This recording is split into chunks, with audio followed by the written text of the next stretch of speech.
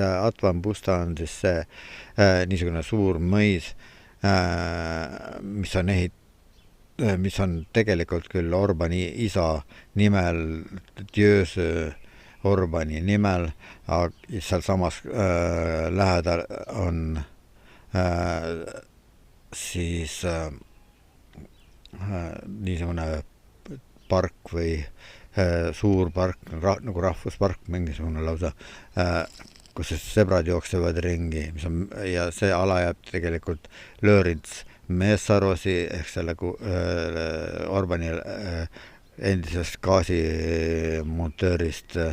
lapsepõlvesõbra valdusesse, kellest sai üle öö rikkam Ungarimaa inimene. Ja siis ma ei teagi, mis seal kõik veel mida kõike võiks sellega mainida. Atvan Pustas ka seoses võiks öelda